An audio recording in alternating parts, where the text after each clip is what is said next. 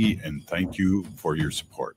Your heart beats for generations. Your heart is so many things. It beats all the time, and it works very hard to keep you moving through your day, keeping your thoughts clear. It's the most important organ in your body. Every beat of your heart tells a story of love, resilience, and hope. Taking care of your heart means creating more moments with the ones you cherish. Learn more at hennepin.us/heart-beats. That's hennepin.us/heart-beats. The city of Minneapolis is now on Native Roots Radio with Minneapolis AIR. AIR stands for American Indian Relations. Guest host Christine McDonald talks to people about important things affecting the city's Native communities. Minneapolis AIR dives into topics like public safety, public health, elections, and so much more. Tune in to Minneapolis AIR on Native Roots Radio from 5 to 6 p.m. on the second Wednesday of every month, right here on AM 950. Support for Native Roots Radio comes from the Walker Arts Center, an art space that's more than the spoon and cherry. Galleries celebrate contemporary visual art, including Indigenous artists like Edgar Heap of Birds, Cheyenne and Arapaho Nation, and Jim Demini, Ojibwe. Additionally, films screen in the cinema, and performances are shown on stage. Free every Thursday night and free every day for members and citizens of tribal nations. Learn more at walkerart.org. Again, that's walkerart.org. What does it mean to begin? Creation Story explores Native origin stories through powerful contemporary art, connecting past and present with every brushstroke in sculpture. Explore how identity, culture, and resilience are shaped through art. Creation Story, now at All My Relations Arts through July 26th. This exhibition invites you to the heart of the Ochate storytelling, where spiritual relatives guide the way. Open to all. Learn more at allmyrelationsarts.org. Experience the beginning. Experience Creation Story at All My Relations Arts in Minneapolis. With your AM 950 weather, I'm Patrick Lilia. Tonight, showers and thunderstorms possible with a low of 59. Then Friday, rain and thunderstorms likely with a high of 71. Spend your summer with some of the hottest musical acts around at Crooners Supper Club in Fridley. Crooners is located just north of I-694 off Highway 65 and Moore Lake Drive. Visit croonersmn.com to view their schedules and food menus. Portions of Native Roots Radio may be pre-recorded. It's a good day to be Indigenous. Get up, stand up. They are going to become more brutal. Couldn't cut, hit me cut again. Because all the hippies were trying to be Indians anyway. They're going to become more repressive because it's a matter of dollars and their illusionary concepts of power. Hey, Victor. We must live in balance with the earth. And also with recent happenings at Wounded Knee. I am awake. Welcome to Native Roots Radio presents I'm Awake, and I'm your host, Wakanja Hade. Hey, Kaligiwi, to all my friends and relatives in four directions. You are listening to Native Roots Radio presents I'm Awake, and I'm your host, Robert Pilot. Hey, we discuss local, national, Native news and Native news and events. And as you know, he knew Native issues are human issues, and human issues are Native issues. That's right, Jaji. This portion of the show is supported by Native Roots Trading Post. Shop now at cause-cart.shop.com and search Native Roots to find your resist gear. Pinigigi for everyone for all your support. Yeah, and we're coming up on the state fair and all those things, Jaleesa, and we're getting all ready to do it and getting our candles fired up and get everything going here for Dayton's and the state fair. And you guys can buy things now if you jump on that website. Hey, we have our friend Robert Lilligren on, and Robert, CEO of Native American Community Development Institute here in the Twin Cities, Minneapolis. And it's always a pleasure to have you on. And I got to see you earlier today, Robert. Welcome. Yeah, bonjour, Delisa. Bonjour, Robert. It's great to be here. It was great to see you in person at the Four Sisters Farmers Market, for sure. Lots of people, lots of things happening. The vendors, just a great vibe. I look forward to it every Wednesday. Yeah, and I know you're a regular attendee, and it's always so good to see you there. And this was the first Four Sisters Farmers Market of the season. I invite everyone to stop on down to the market. It's on the American Indian Cultural Corridor, East Franklin Avenue, at 15th, right in our parking lot. And I got to tell you, I agree with you. The vibe was so good. You know, this was the first of the season, but it didn't feel that way at all. It just felt really established. The crowd was really impressive. And the vendor selection, and the variety was really powerful. So I credit our Four Sisters farmers market manager, Destiny Jones, and her assistant, Mamegwa, who just really, and the whole staff, really dedicated to making it an event. It's kind of like the place to see and be seen on the American Indian Cultural Corridor every Thursday. It sure is, and I'd be remiss not to mention that Destiny is Ho-Chunk Hoa. I should have said that myself. My apologies. No, I always try to sneak that in there.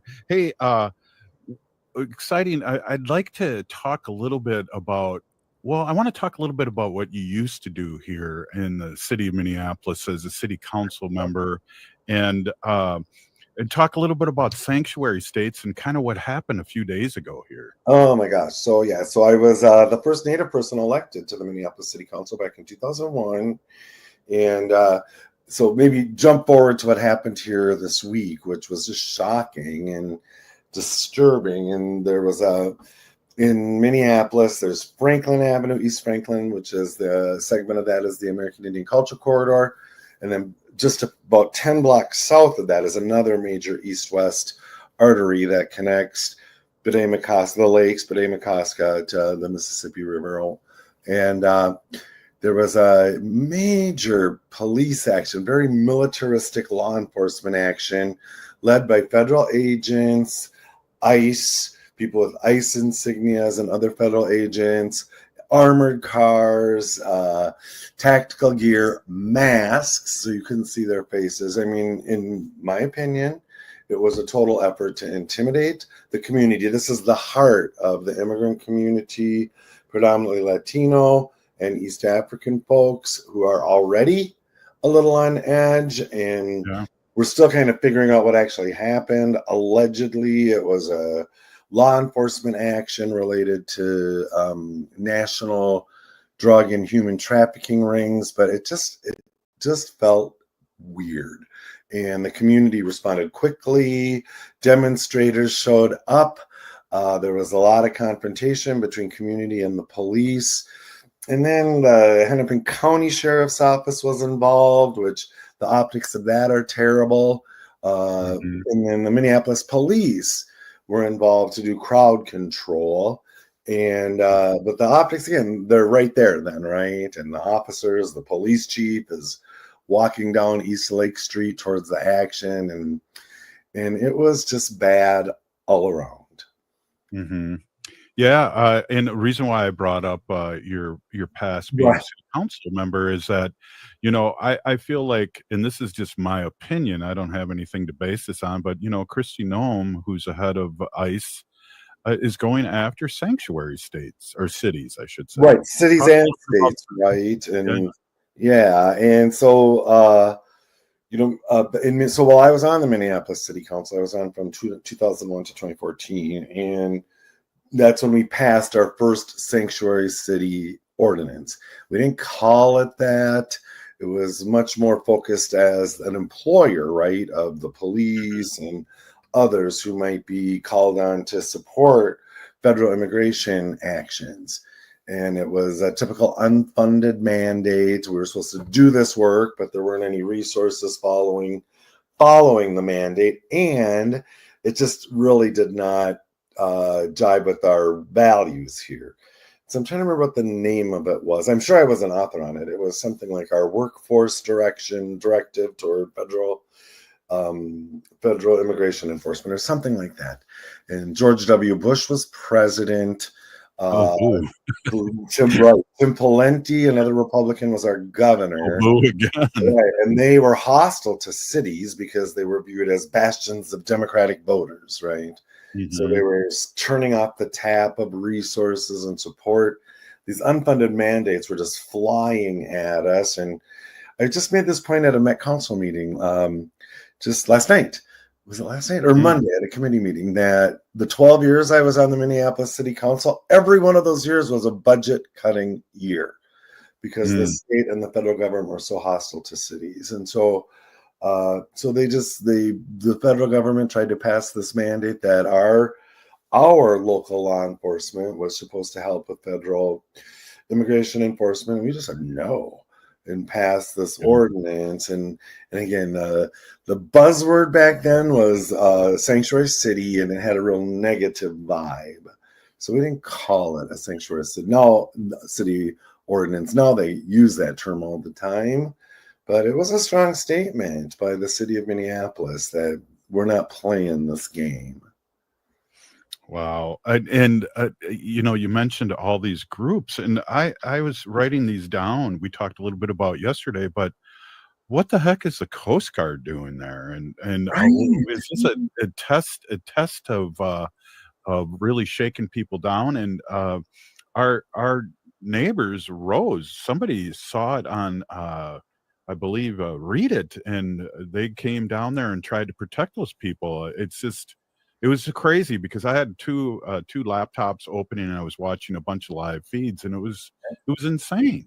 It was totally insane. And I was in the office. I'm in the conference room doing some work, and a lot of the NACD staff is watching the feeds. And I mean, you could just hear the sound of the crowds, the response from our NACD staff. It was almost like they were watching a prize fight or something, and God, they're like, oh, punches are, fists are flying. And so the community stepped up to intervene.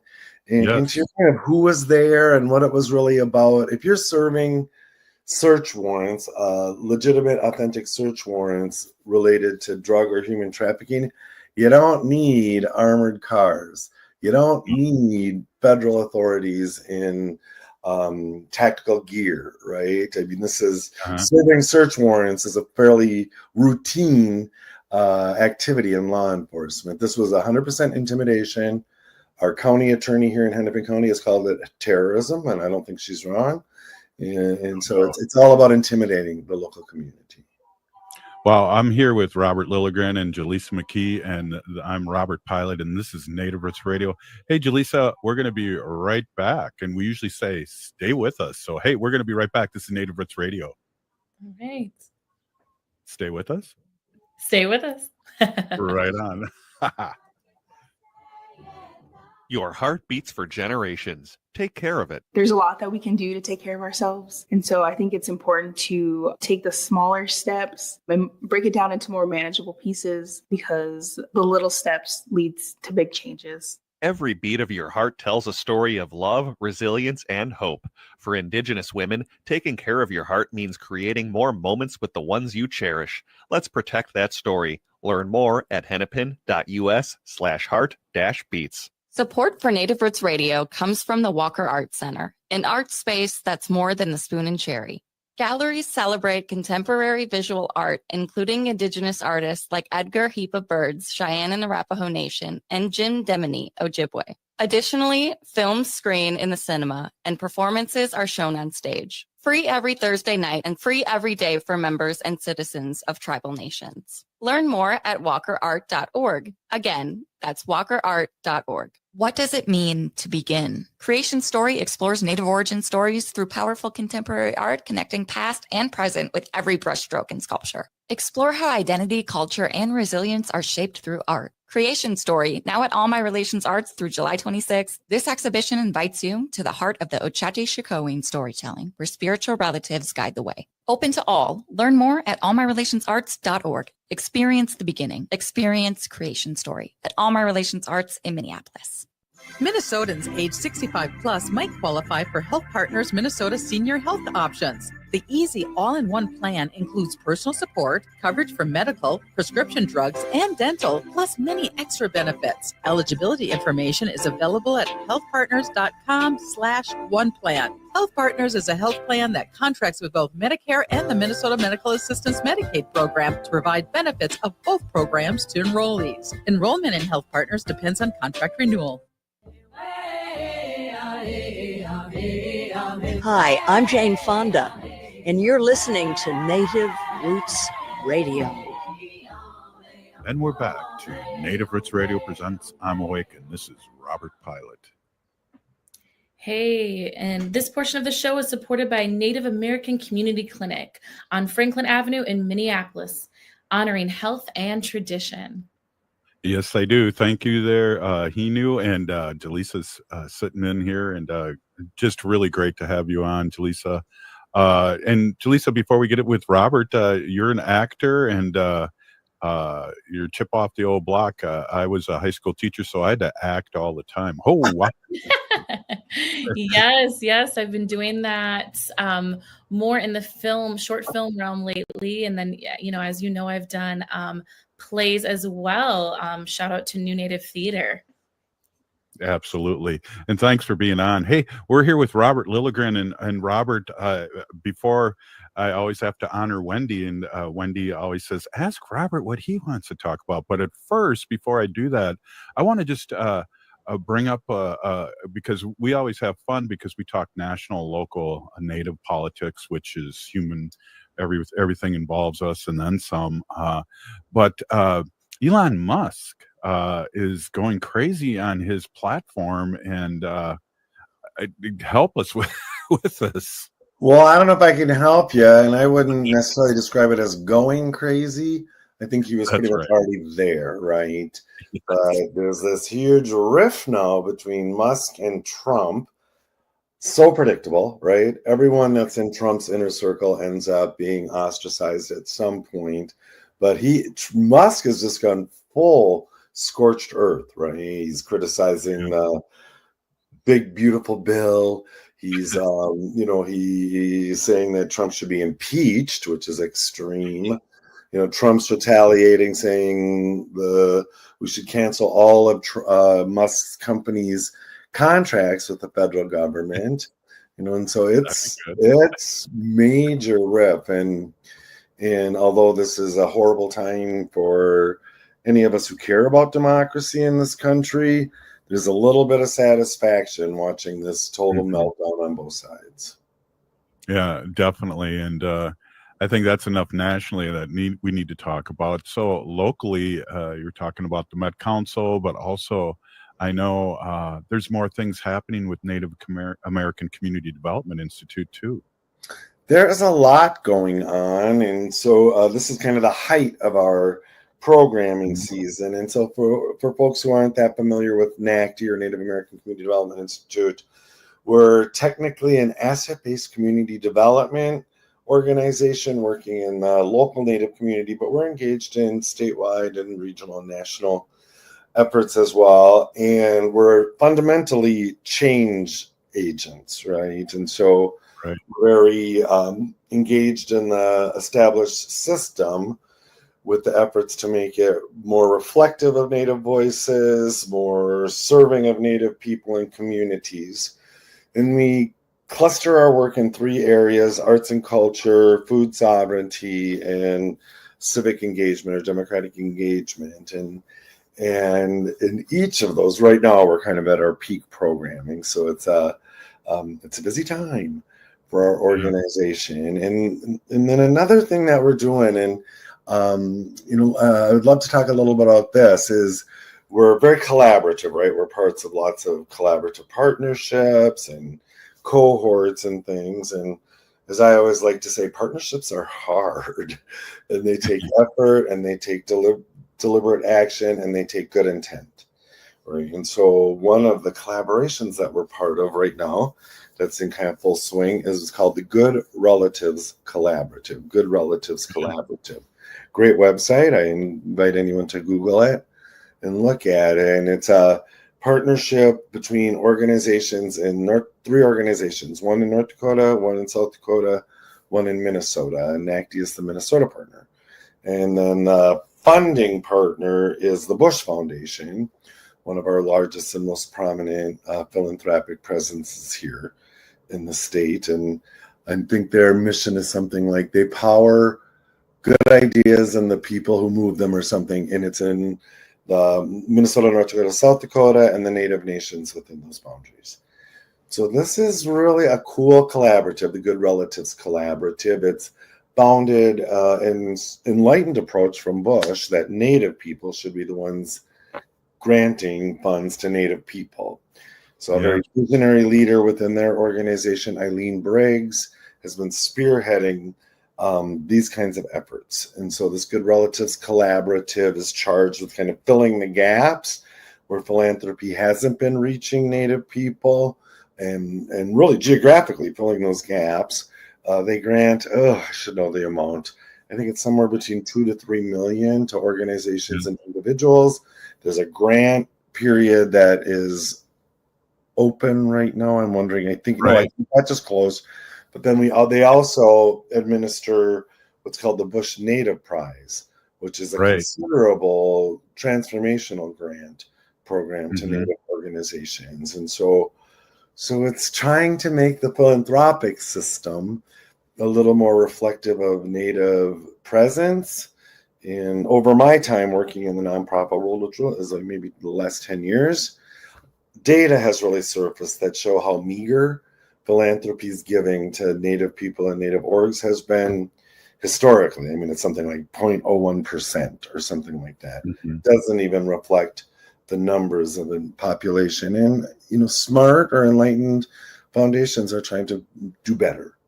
And I really feel fortunate and privileged that NACD, our org, is right in kind of the sweet spot of that conversation between the nonprofit world and the philanthropic world about how to do better. Right. I believe that grant ends June 16th, so there's still time. I know I've been working with some people, and it's exciting because I think one of the key things you said, Robert, and you've been around a while, is that Natives are selecting Natives as opposed to outside people that don't know our community. Yeah, that is exactly right. I think that's the Native Bush Prize that's open till the 16th, right? Or is the whole? Yes. Yeah. So yeah, I'd encourage people to look at it, and you're exactly right. And it's a learning experience, right? This is kind of new territory. And one of the things that we are learning, we're in fifth or sixth month of a 3-year commitment to participate in the Good Relatives Collaborative. And we do a lot. All of the partners within the collaborative do a lot of coaching of applicants and potential applicants, because not everybody in the community speaks sort of, the philanthropic language or the language of a grant making. Right. One of our brilliant vice president of development in NACD, John Williams, had the observation that in the way Natives tell stories, it's counter to what philanthropy is looking for when you're describing your idea or your project. And so he's done a lot of coaching, as have others, to sort of reorganize the story and better support these applications. But I'm an arm's length removed. John Williams in our office, Alex Buffalohead in our office are really the ones at the table. But it's just NACD's presence there has been really positive. We weren't the first Minnesota partner. We got recruited after, I think, the first year or so. And it's just, it's so cool to see, because we're the city partner, right? But we have connections out into the more rural areas. The other two are much more rural based, the South Dakota and the North Dakota one. And so there's just a nice balance, and everyone brings their gifts. Everyone brings good spirit, good heart. Everyone's trying to be a good relative, right? I mean, literally. Right.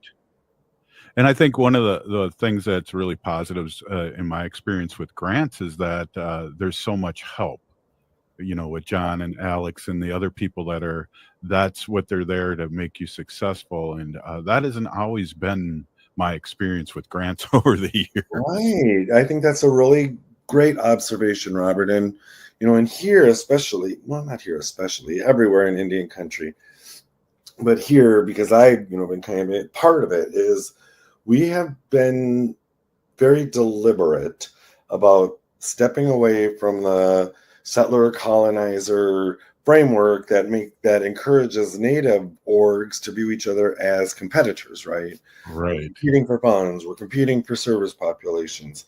And instead, we really tried to embrace a more indigenized way of working together collaboratively to bring the maximum amount of resources to support our relatives in the community. And it's not just here, it's happening all over, but I can see the success here in doing that. It has not been easy. Right. I'm really proud of the community here for moving in this way, and I feel like that experience, or that kind of almost like recalibration of our approach, is something that we bring into the Good Relatives Collaborative.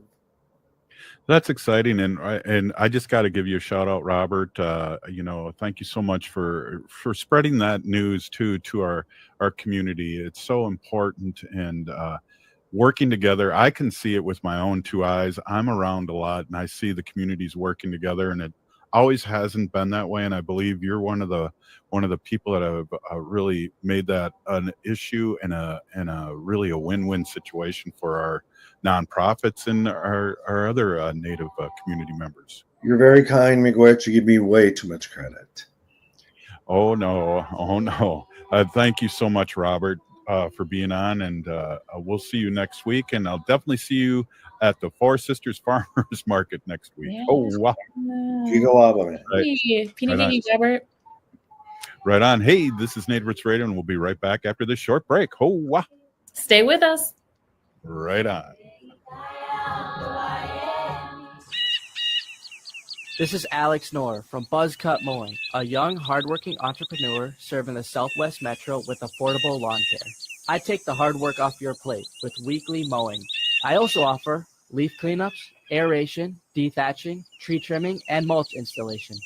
I'll keep your lawn beautiful so you can enjoy your weekends with the people who matter most. Visit buzzcutmowingmn.com. That's buzzcutmowingmn.com. Think your company's safe? Your staff is working from home, right? As I speak, cyber criminals are mounting attacks across the country. Remember, when we're weakest, cyber criminals attack. Hi, Mark Sommerfeld from Rymark. The Rymark team is guiding our clients through these difficult times. In fact, demand has been so high, we created an easy-to-follow guide. It's yours free. Download our 5 steps to securely work from home now at rymarkit.com or call 651-328-8900 for a no-cost how-to discussion. Hi there, it's Jennifer again. I just have to tell you how Hypercharge Wellness has been life-changing for me. After my very first session, I felt a new sense of calm, started sleeping better, and my mind just felt clearer. I still can't fully explain all the science behind it, but I have heard that it's also great for people with chronic conditions, and I can totally see why. Every visit, my lower back pain eases, and I just feel so much better overall. I really noticed when I missed a few sessions recently due to a busy schedule. I could definitely feel the difference, and I knew I had to get back on track. If you're dealing with fatigue, pain, or even chronic issues, you owe it to yourself to give it a try. They even offer a $49.99 introductory session and consultation. Call and get started at any of their 3 metro locations. Check out hyperchargeclinic.com and tell them Jennifer from AM 950 sent you. That's hyperchargeclinic.com. End-of-life decisions are not easy to make. Hi, I'm Mary T. of Mary T. Hospice Care. It's important to make sure that this difficult time is meaningful and comforting to you and your loved ones. Our hospice team provides an individualized program of physical, emotional, spiritual, and practical care so your loved one is comfortable and not in pain. At Mary T. Hospice, we understand that choosing the right hospice care provider can be overwhelming, but we're here to assist you. Learn more today at marytinc.com.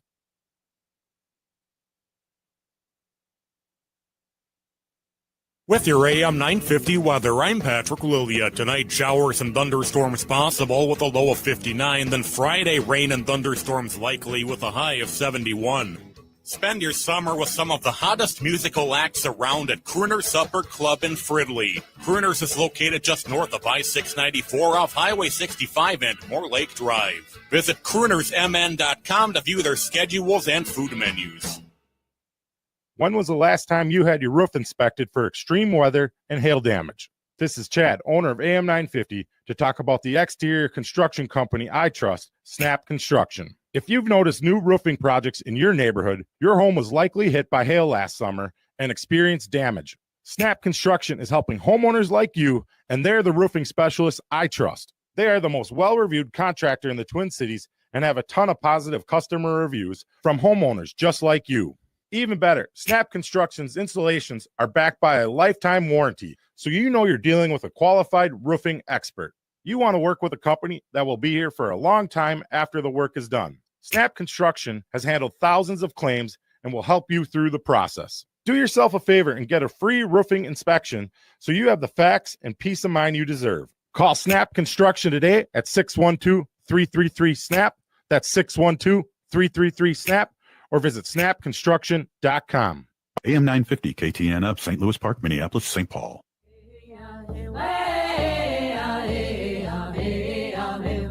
Hi, this is Governor Walz. Thank you for listening to Native Roots Radio. And we're back to Native Roots Radio presents I'm Awake, and this is Robert Pilot. Hey, this portion of the show is supported by Native American Community Development Institute, or NACD, in Minneapolis. Shout out to Robert, who was just on the show. Right on. Hey, we have our friend Kami Western on, who is program and project coordinator. And Kami, you're going to have to help me here. I'm going to say Owamini Omini Okoja Yapi. Please say I was close. Yeah, that's pretty close. Welcome back on. I don't speak Ho-Chunk very well either, but thank you for coming on. Hey, thanks for having me again. Hey, we got some things coming up here with you as program and project coordinator. I know there's a big happenings coming soon here this month. Yeah, we're pretty excited. Summer is coming up pretty soon. This spring season has been filled with our public tours that we're having once a month. It's the first Saturday of every month with Barry Hand. So we do have a link on our website if anyone wants to join those. And they're pretty educational. They're pretty fun. He makes it fun to listen and to listen to him. And yeah, they're pretty good. Other events we're having right now, we are in the middle of the One Mississippi River Days.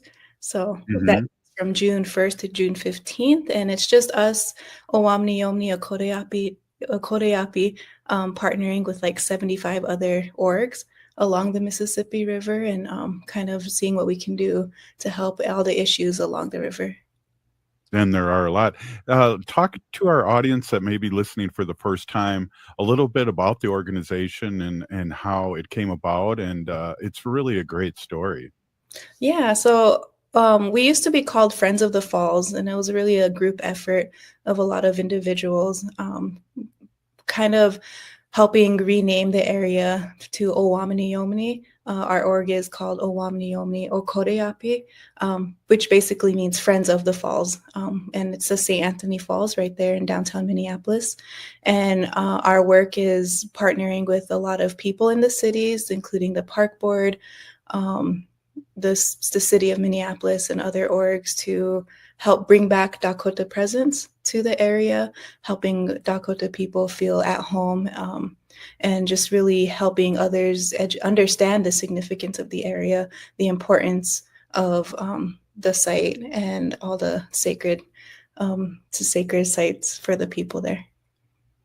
Yeah, a lot of them, it's been kind of messed up over the years, but you guys are taking control of that area down there, which is awesome. And it's a spiritual area for the Dakotas, and it's great that I guess the city's kind of giving it to you, right?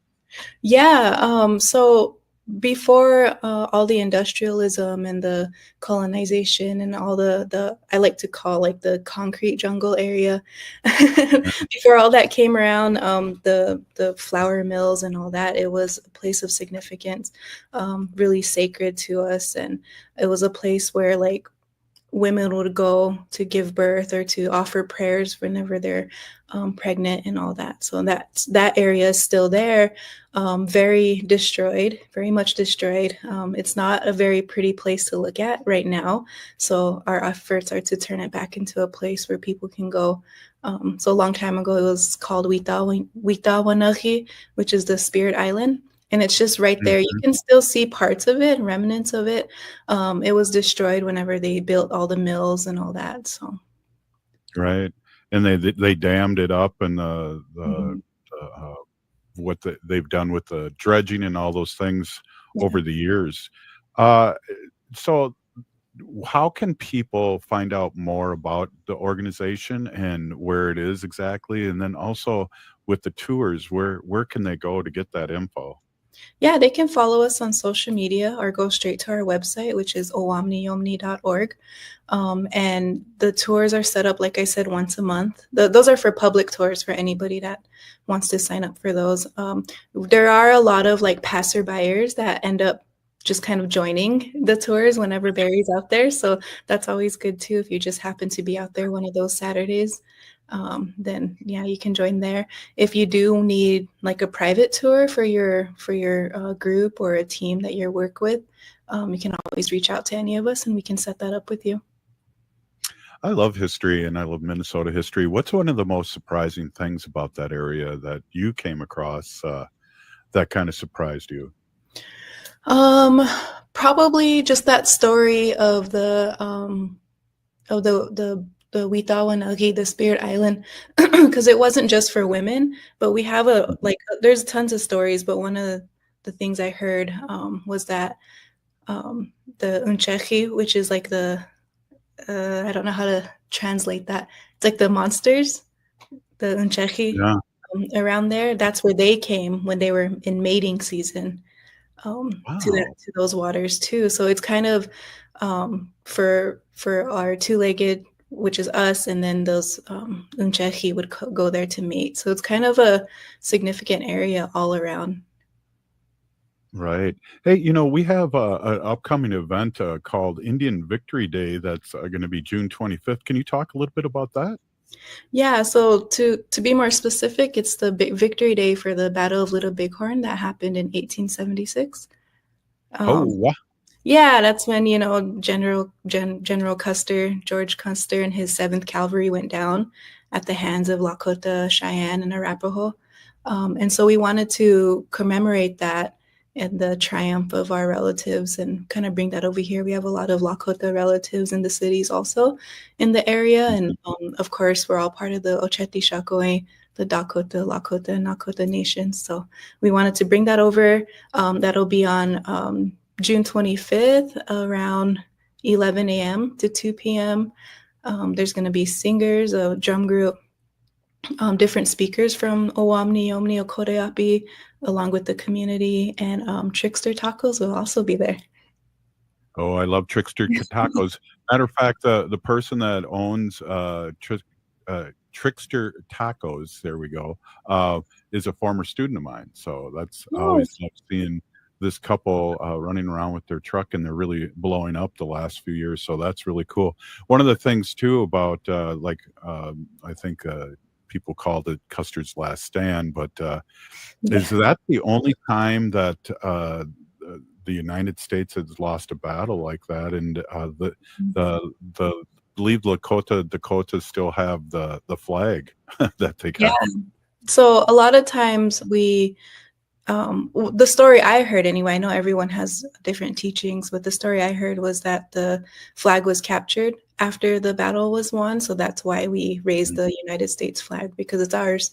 We're the only nations to ever defeat the United States government and the military. So yes. Wait, I got to push the applause button here.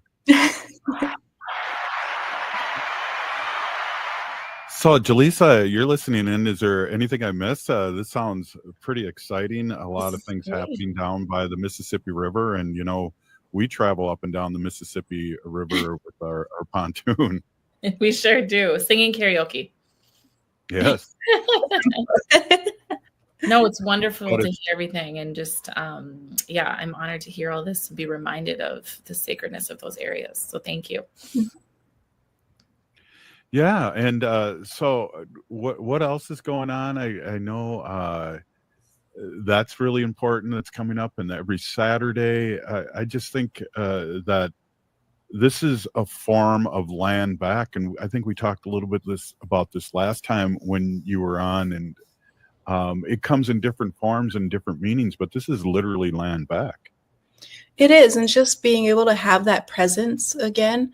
I think Dakota people were really pushed out whenever Westerners came and took over and built the cities and all the mills, then just created Minneapolis and St. Paul in general. Minnesota really has a, I don't want to say problem, but like has an issue with really pushing down Dakota people. And so this is a form of land back, of bringing our visibility back. And we're not invisible people. We're still here. One day I'd like to see, Dakota language all over the place in our site. And we kind of have that right now with our signs, our interpretive signs. I talked about that last time, where you can go and you can scan the QR codes on those signs and you can hear Dakota language telling the history and the story of the site. And so we're going to be putting up new signs here pretty soon on the west side of the river. Oh, no, that's the east side. Sorry.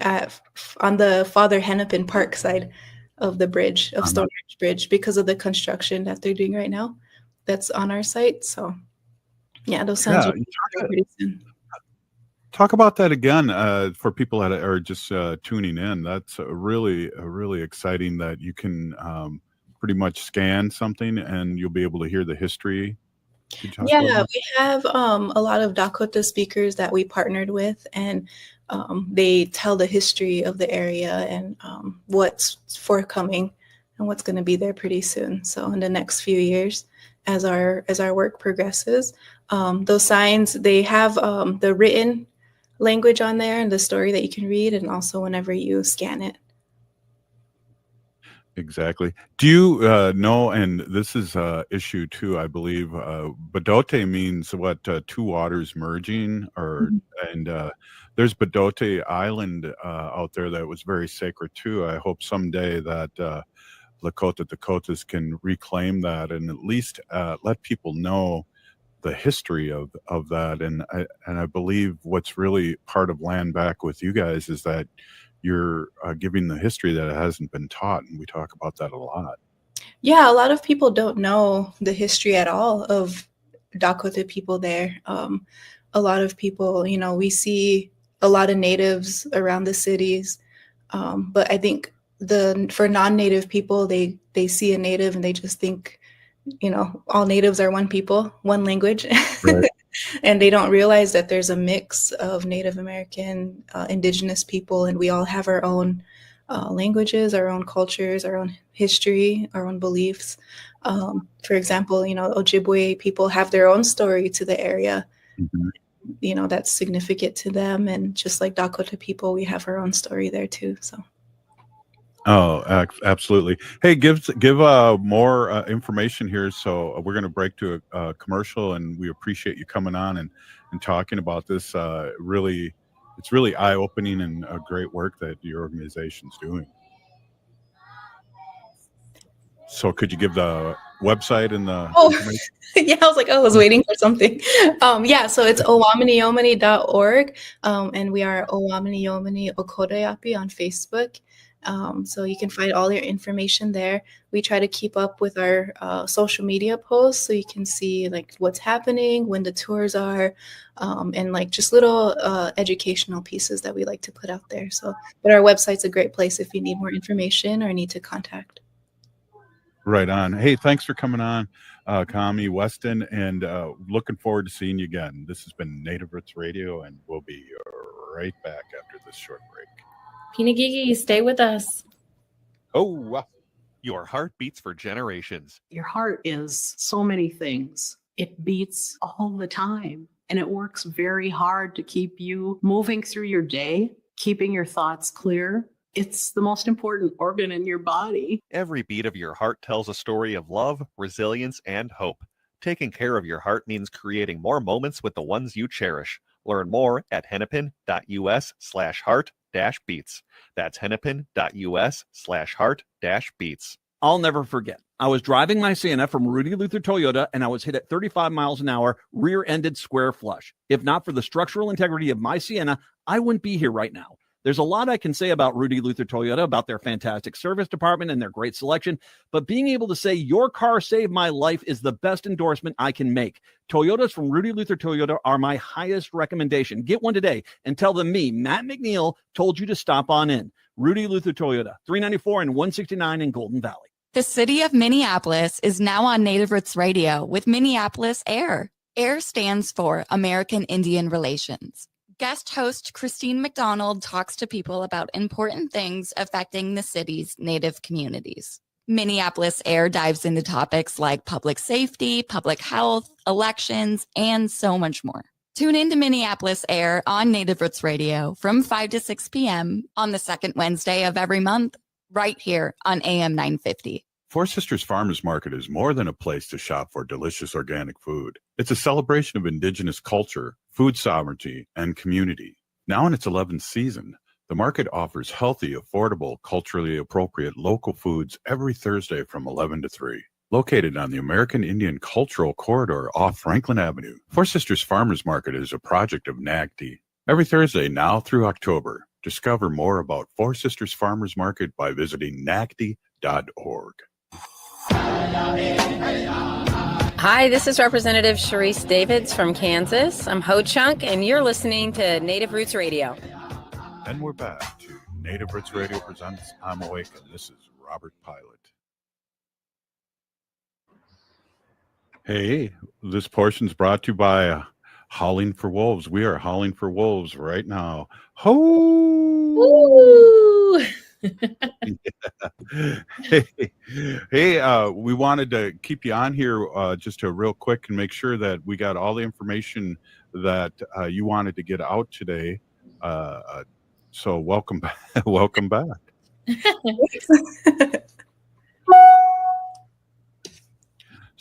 So is there everything you'd like to talk about? I think so. I think we touched base on a lot of it. Just to recap, we have our Chacha Wakba, which is our word for the Mississippi River, where communities and all the other orgs come together. And so June 2nd was actually the first ever National Mississippi River Day. It just recognizes the river as a vital unifying force, and brainstorming and looking for ways to sustain the economy, the ecosystems, and the way of life along the river. Like I said, we're just one of 75 orgs that participate in it, and it goes through the River Days of Action, actually goes until the 15th. So there's that. If you want more info on that, you can always go to the MississippiRiver.org /River Days of Action for other events. And we're not hosting an event this year, but hopefully next year it'll be a good time for us. You know what's interesting, and I don't know if you know this, Jaleesa, either, but I just found this out. So in the 20s, there were only, I believe it was 1932, they counted only 3 fish that were alive from St. Paul and Minneapolis on the Mississippi River. And that directly has to do with what was being pumped into the river. And I never knew that. I just knew it was a bad place to swim when I was young. And again, that was, when I was young was 50 years ago. So it's cleaned up a lot. And I think that's one thing that I really appreciate, that, I can put my foot in the river and I can see my foot, in the lake shore or in the shoreline. And I couldn't do that when I was younger. So good things are happening, and water is life. Yeah, water is life. And it's really eye-opening to see the progression of, back then to now. And, we're still working, we're still putting in the effort to make it even better for future generations. Yes, and that's so important. And I think closing the lock and dam was a good start, because invasive fish can't get up any further. And so there's all these things. I wanted to say a big thank you so much for being on. It really means a lot. And Barry's an old friend of mine, and it's great to hear good things that he's doing again, and great things that you're doing. So, and the organization, again, one more time, how people can check you guys out online. And yeah, thank you so much. We love Barry. I love learning from him. He has a lot of history in his brain, so I'm soaking it all up and get to share it with others. So, but yeah, you can visit our website at owamniyomani.org or owamniyomani Okoreapi on Facebook and other social media pages. Yeah, a big Pinigi. Thanks for being on, and we'll talk to you soon. Yeah, thank you, Pilamea, for having me. Right on. Hey, wow, that was awesome. Yeah. Lisa. I just wanted to talk to you real quick too before we end the show. And it's fun when we started. I always talk about when Wendy gets on the show that she was a founder of the show, and so are you of Native Roots Radio 9 years ago. Well, you've always been our fearless and admirable leader, Judge. But yeah, you're right. We all were together in the very beginning. Yeah, and it was because of Standing Rock and all the misinformation that was going out there. I remember our first show, we had no commercials, so we were on the whole hour, and you were doing live reads. Do you remember that? I sure do. I remember having, my little computer. trauma? Yeah, it was great, but it was just such a funny, we were figuring things out, right? So I just remember almost like whispering and wording things to each other, and just a little bit of stress, but in a good way. I think we had so much fun. Well, and I really believe you should be proud of where the show has been, and it's great to have you on because you're a big part of the beginning of this. Oh, thanks, Judge. Yeah, and it's so fun to just be back on here, and just the growth that has happened and all the amazing guests you have on here. I mean, I think some of the best leaders are those that bring on the experts in different elements and different ways, right? So, and that's what you do. Mm-hmm. Yeah, well, me, I'm not an expert on anything, so it's great. We've learned so much. We've learned so much over the years, and from Wendy, and you just hear Robert Lilligren today, and then the former Friends of the Mississippi and what's happening there and how that's indigenized. That's just an example of what comes across our microphone and our guest list. We are blessed with all these great guests. Yes, absolutely. It's so great to see and hear. And when I tell people about the show, it's just so easy to put out there, because it's hey, there's politicians to advocates to artists to you name it, and it really creates this space, this Native centric space that I think more and more people are becoming aware of it, even not Indigenous or Native people, and they really want to know what's going on, and they really want to know how to support and how to, So, and it's just great to have a space for our people. Yeah, and again, I learned so much, whether it's about the wolves or whether it's about what's happening on the Native corridor here in the Twin Cities. So right. I'm truly blessed, and again, I can't. There was you, me, Uncle Curtis, and Wendy that started this whole mess. Yes, and you're right. I love that you bring up that Standing Rock was a big motivator to get this rolling. I know you had a dream about doing this. How? I mean, was it in your childhood? Did you say, Judge? You've always wanted to do radio, and it's so cool how Creator will put it in your path. It's you don't necessarily know how or when you dream a dream, but then this was purposeful. Yeah, and it's a unique show that it's on 5 days a week, and there isn't anything like that across the whole nation, all across Turtle Island, and we're blessed. I've been in Washington, D.C. with my other job and run into people that know me because of the radio show, and at first it's well, how many people are listening to this? And I remember when we left and the producer said, well, 20,000 people just heard that, and went, oh God. Wow. Remember that? So amazing. So incredible. It's humbling too. Oh, totally. Right. Totally. Right. Yeah. And I know go ahead. You run into people too that know me and are heard of the show, I should say. It's oh wow, put two and two together with our small community. I say this in a humbling way, but I get to brag that you're my dad, you're my Jaji. So our Native community is small, and then if I even mention my dad has a radio show, it's Native centric, it's doing this, sometimes that's all I have to say, and they say, what? So it's just really cool to see that. And then of course we have our Native Roots Trading Post that just was I don't want to say a spin-off. What is it? Just you were inspired based on, just meeting all these different artists, right? So Yes. so great. And it was a need, to get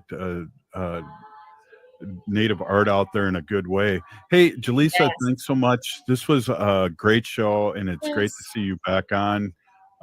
Great show. And I got to see the whole family today, so it's amazing. Next time I'll bring the babies on. Yeah, well, Senator Kunish does too, because I she love it. watches her grandbabies. Hey, this is Native Roots Radio, and we're signing off. We'll see you tomorrow. We're still here. We are the seventh generation. Ooh. The city of Minneapolis is now on Native Roots Radio.